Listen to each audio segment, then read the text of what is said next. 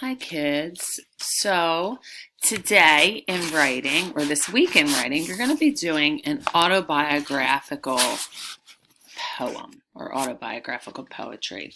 So, basically, an autobiographical poem, which makes sense, is a poem about you, right? Biographies are about another person, autobiographies are about the person who is writing them.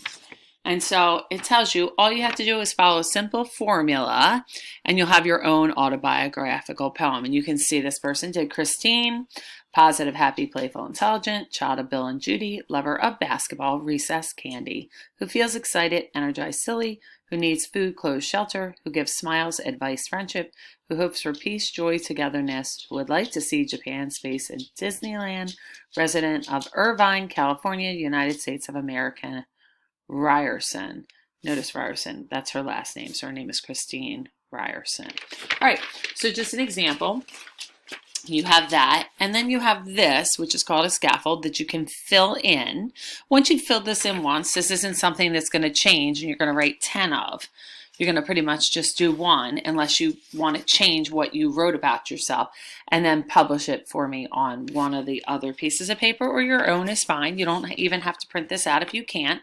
Just follow along. And so I made my own scaffold following this on the board for you all to watch. And so my first name is, is Peg. And then it says 4 adjectives to describe you. So fun, happy, slow. That's what my kids call me, slow. Slow and friendly. I'm sorry, my handwriting is so bad. My carpal tunnel is on fire today, and I think it's because I dragged some stuff to the beach. I'm sorry. I'm a child of needing a new pen. I'm a child of, oh my goodness. My hand's really bad. I'm so sorry. Dorothy and Charlie. I'm a lover of children, dogs, family, who feels, actually, I feel a little tired, and I don't just mean tired, just tired of, I need something. Who feels tired, feels hopeful, who feels excited for summer coming, who gives love, food, and compliments. And if you read Christine's, you can see that it wasn't exactly like that. Who hopes for peace, warmth. I'm waiting for that really warm weather. Who hopes for peace, warmth, and fun.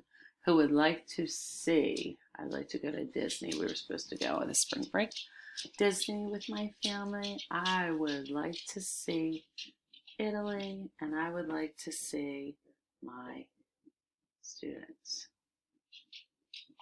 Okay. I'm a resident of Sea Isle City, comma, between the city and the state, New Jersey, comma, United States of America. And then I put my last name down here, Dunner. Whew, sorry. Okay, so I wrote it once. I don't love what I wrote, right? Remember, I always want to be a fresh brain. I'm not really planning this so it looks like it's easy and perfect.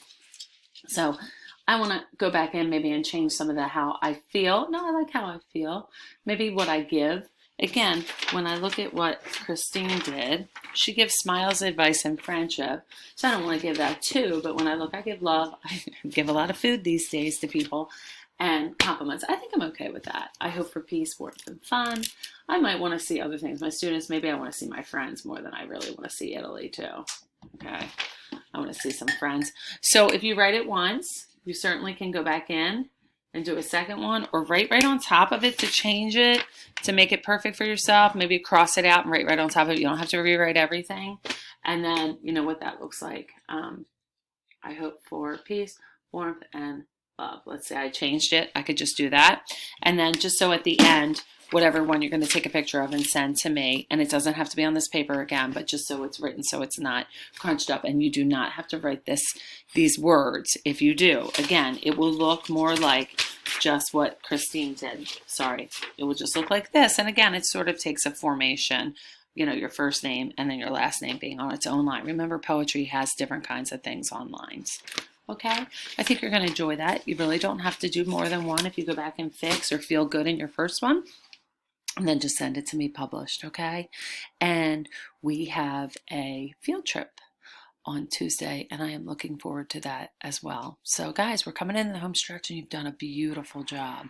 All right, I can't wait to see you. Thank you.